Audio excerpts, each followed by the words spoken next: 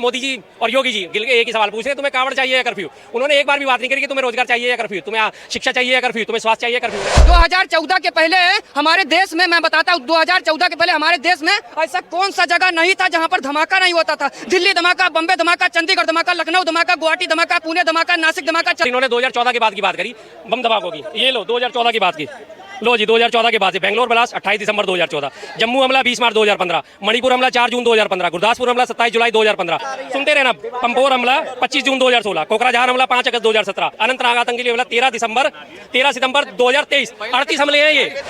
अगर मैं अपने लिए बात करने लगूं, तुम्हारे जैसे तो बीसीओ एम्प्लॉय तो मेरे यहाँ काम करते हैं, बीसीओ एम्प्लॉय मेरे यहाँ काम करते हैं तुम्हारे जैसे। 4 जून कब आएगी राहुल? 4 इनके मुंह से खुद निकल गया, इन्हें भी हकीकत पता है भाई, जितना मर्जी चिल्ला ले उससे होना नहीं।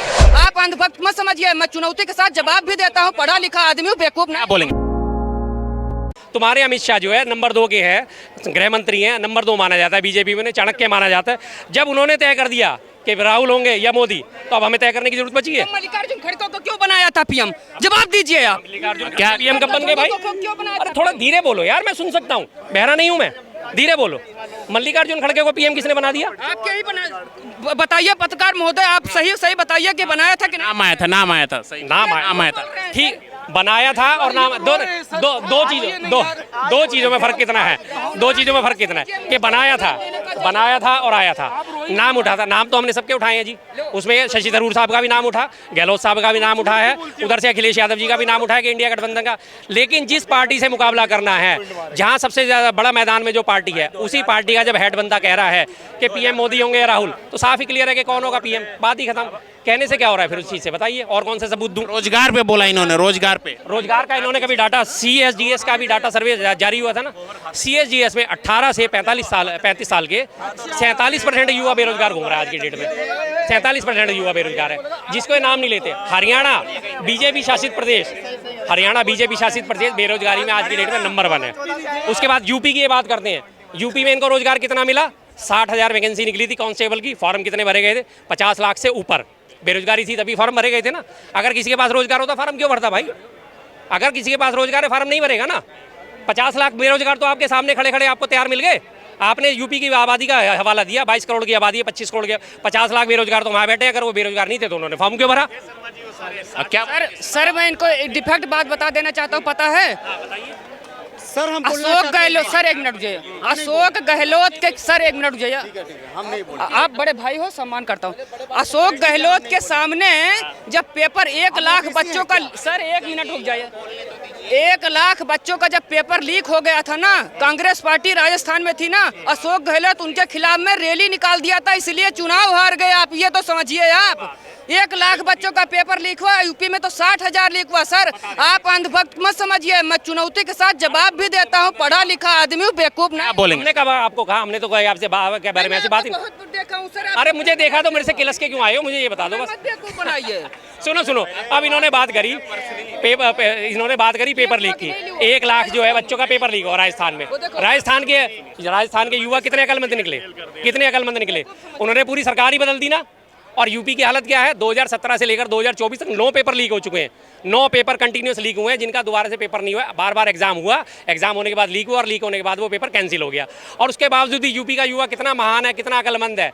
यूपी के युवा से मोदी जी और योगी जी एक ही सवाल पूछ रहे हैं, तुम्हें कावड़ चाहिए या कर्फ्यू। उन्होंने एक बार भी बात नहीं करी कि तुम्हें रोजगार चाहिए या कर्फ्यू, तुम्हें शिक्षा चाहिए या कर्फ्यू, तुम्हें स्वास्थ्य चाहिए कर्फ्यू। उन्हें पता है ये फिर घूम फिर के यहीं आ जाएंगे। इसलिए मैं कहता हूँ यूपी के लोगों को, बहुत बढ़िया अकलमंद आदमी है, राजस्थान के तुमसे ज्यादा अकलमंद निकले। उनका एक पेपर लीक हो, उन्होंने उठा के सरकार बदल दी। तुम्हारे 9 पेपर लीक हो गए, तुम्हारे से सरकार नहीं बदली जा रही, क्या करोगे तुम देश में?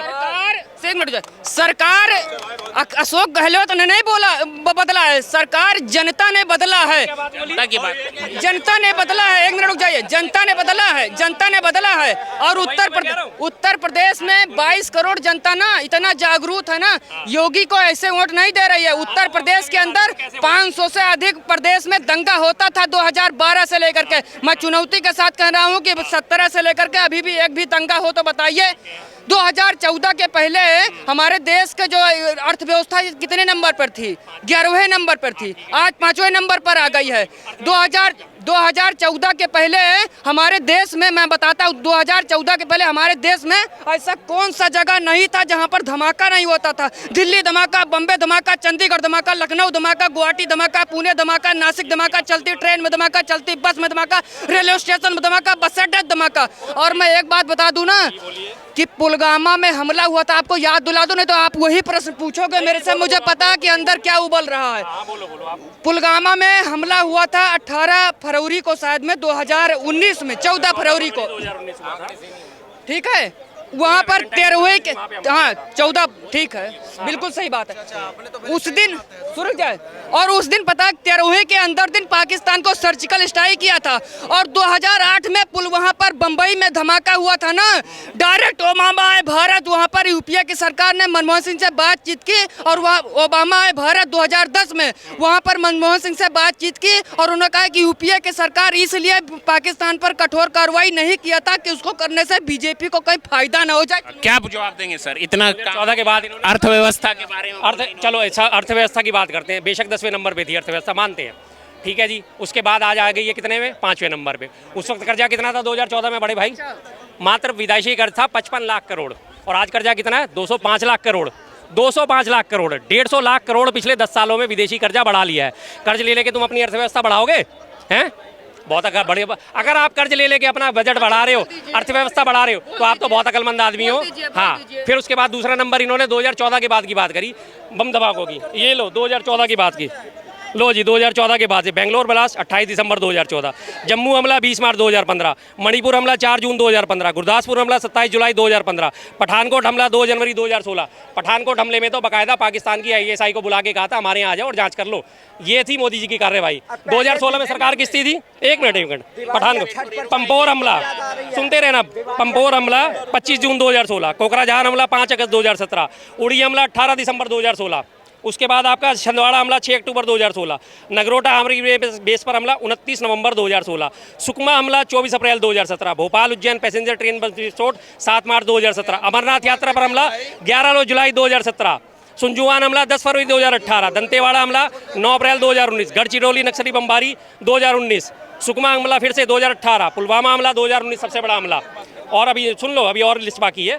जम्मू बस स्टैंड पे ग्रेनेड विस्फोट 7 मार्च 2019, कश्मीर में हमला 12 जून 2019, डिब्रूगढ़ में बम विस्फोट 26 जनवरी 2020, HMT श्रीनगर आतंकी हमला 26 नवंबर 2020, हैलाकांडी असम बम विस्फोट 3 फरवरी 2021, सुकमा बीजापुर हमला 3 अप्रैल 2021, जम्मू ड्रोन हमला 27 जून 2021, बांदीपुर कश्मीर आतंकी हमला 4 अगस्त 2021, दियो हसाओ आतंकी हमला असम 27 अगस्त 2021, पुंछ राजौरी हमला 20 अप्रैल 2023, दंतेवाड़ा बम विस्फोट 26 अप्रैल 2023, अनंतनाग आतंकी हमला 13 सितंबर 2023। 38 हमले हैं ये एक मिनट इनको राहुल गांधी, एक मिनट, इनको राहुल गांधी ने व्हाट्सएप किया, इनको राहुल गांधी ने व्हाट्सएप किया, वही दिखा रहे हैं ना। 2014 के पहले ना, 2014 के पहले जब मनमोहन सिंह की सरकार थी ना, 4 से लेकर 14 के ना, तब पाकिस्तान कश्मीर मांगता था। राहुल गांधी की जब नरेंद्र मोदी की सरकार है ना, तब पाकिस्तान आटे का भीख मांग रहा है। ये तो आप देख लीजिए यार, ये तो आप देख लीजिए, ये राहुल गांधी की सरकार नहीं है, ये डबल इंजन की सरकार है। राम मंदिर भी बनाया और ट्रिपल तलाक भी हटाया, और कश्मीर से 370 हटा करके सेना को सम्मान दिया। राहुल गांधी की सरकार नहीं है, नरेंद्र मोदी जी की सरकार। ये रहा, कश्मीर की बात कर रहे हैं, बड़े खुश हो गए कश्मीर की बात कर रहे हैं। पढ़ना जरा क्या लिखा है, क्या लिखा है? पढ़ो। एक मिनट जाइए, पढ़ो क्या लिखा। 2014 के पहले 2000, मैं ये सब क्यों पढ़ता हूँ? ये सब नहीं रहा, इसलिए लेकर आते हैं, फोटो कॉपी स्टेट लेकर अखबार में छपी खबर, मैं तो खुद कह रहा हूँ, पढ़ के सुनाओ। इनके जैसा मैं मोबाइल नहीं दिखाता हूँ, मेरे भी याद है, लेकिन मैं इतना नहीं दिखाता हूँ। मैं इनको चुनौती के साथ कहना चाहता हूँ कि 2014 के पहले ये इनके पास मोबाइल था कि नहीं था? नहीं था। वो नरेंद्र मोदी जी लेकर आए 2014 के बाद में। ये चीज आप ध्यान न रखना। 2014 से पहले मोबाइल नहीं था, ये कहना चाह रहे हैं। स्मार्टफोन था, स्मार्टफोन था। मोबाइल अभी घर में रखे हैं, हाँ दर्जनों। तभी भी आपको बेरोजगारी लग रही है, आपको तभी बेरोजगारी लग रही है आपको। बात नहीं करता, मेरी बेरोजगारी को छोड़ो, मैं अपने लिए बात नहीं करता। अगर मैं अपने लिए बात करने लगूं, तुम्हारे जैसे तो BCO एम्प्लॉय तो मेरे यहाँ काम करते हैं, BCO एम्प्लॉय मेरे यहाँ काम करते हैं तुम्हारे जैसे। अपने बारे में बात नहीं करता यहाँ मैं खड़े होकर पर्सनली है, तब क्यों फिर आप छटपटा रहे हो? इस देश के सिर्फ राहुल गांधी युवा है ना, जो वही बेरोजगार हैं, तो ये समझ लें सब बेरोजगार हैं और कोई बेरोजगार नहीं, सब काम करते हैं। और पप्पू का बनाए, सुन लीजिए एक मिनट जाए, 4 जून को आएगी राहुल, 4 जून को आएगी मोदी की आंधी। एक मिनट राहुल बोल जाइए, एक मिनट पूरी बात सुनिए, बस और पूरी बात सुनिए। 4 जून को आएगी मोदी की आंधी और उड़ जाएंगे राहुल गांधी। क्या इनके मुंह से खुद निकल गया, इन्हें भी हकीकत पता है भाई, जितना मर्जी चिल्ला ले उससे होना नहीं।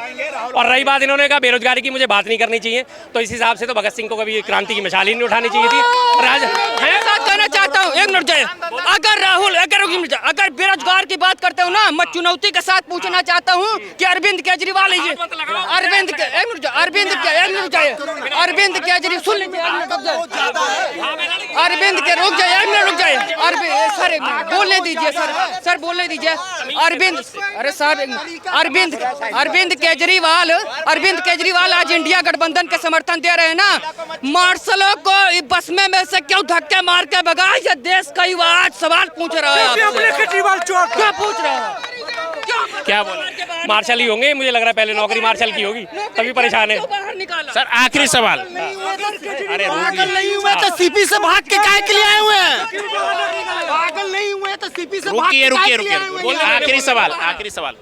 आखिरी सवाल सुनिए, अरे सुनिए मेरे भाई, आखिरी सवाल ये है कि इस बार किस मुद्दे पर वोट होगी? मुद्दा क्या है वोट का? मैं बिल्कुल बात, एक मिनट सर, एक मिनट। नरेंद्र मोदी जी ने सबसे पहला काम किया, हमें सम्मान मिला या नहीं मिला, भैया को मिला या नहीं मिला, कश्मीर से 370 हटा करके सेना को सम्मान दिया, हम उस पर नरेंद्र मोदी जी को वोट देंगे। 500 साल से प्रभु श्री राम तंबू में पड़े हुए थे, मस्जिद के नीचे दबे हुए थे, उनको महलों में लाकर किया, नरेंद्र मोदी जी को वो वोट देंगे हम। ट्रिपल तलाक का मुद्दा हटा करके मुस्लिम महिलाओं को सम्मान दिया, और नरेंद्र मोदी जी ने उत्तर प्रदेश के अंदर हर घर नल योजना के तहत गरीब हो चाहे फॉर्च्यूनर वाला घर हो, सबके घर में पानी पहुंचाने का काम किया, हम उस पर नरेंद्र मोदी जी को वोट देंगे। क्या रहेगा मुद्दा सर? मुद्दा क्या रहेगा 2024 को? इनके तय हैं, गिनती के 3 मुद्दे इन लोगों के पास होते हैं, चौथा इनके पास होता नहीं। हमारे लिए तो मुद्दा शिक्षा है, बेरोजगारी है, स्वास्थ्य है और विकास है, सीधी सी बात है। हम तो देश में वोट देंगे, हम राम मंदिर पे वोट नहीं देने वाले। राम मंदिर बन गया, हमेशा खुशी रहेगी, लेकिन उस पे वोट नहीं जाएगा, किसी भी कीमत पे नहीं जाएगा, सीधी सी बात। कांग्रेस का क्या आखिरी लाइन बस मैं बोल दूं, बस ये जल इनका कहना साफ तौर पे है, ये किस पल पर वोट देंगे भैया, एक मिनट सुन लीजिए। ये इनका पल पर है, ये है कि आतंकवादियों को पालना है, पहला नंबर, इस पर वोट देंगे। दूसरा नंबर देश में दंगा कराना है, उस पर ये वोट देंगे। हिंदू मुसलमान करके मुस्लिम को हिंदू के साथ भेदभाव करना है, उस पर ये वोट देंगे। और ये तीसरी बात यह है ना, गरीब का हक छीन करके ना आतंकवादियों के हाथ में पाकिस्तान पहुंचाएंगे, उस पर ये वोट देंगे। क्या बोलेंगे? गरीब का हक छीन कौन रहा है? लोन किसके माफ हो रहे हैं? अडानी के, अंबानी के, बड़े बड़े उद्योगपतियों के, जी चंद्रा के मालिक के, मेहुल चौकसी के, ऐसों के लोन माफ हो रहे हैं। ये कह रहे हैं गरीब का हक छीन के। गरीब के हक के नाम पे इनके नाम के सरकार दे क्या रही है? 5-5 किलो राशन दे रही है, और ये 5-5 किलो राशन में खुश हैं। इनकी जिंदगी पूरी 5 किलो राशन में कटने वाली है। इनके लिए मोदी जी ने वादा कर ही दिया है, अगले 5 साल चिंता मत करना, तुम्हें 5 किलो राशन मिलता रहेगा, मेरी जय जयकार करता रहना। तो इनकी भाई जय जयकार जायज बनती है, इन्हें करने दो, कोई दिक्कत नहीं। Thank you.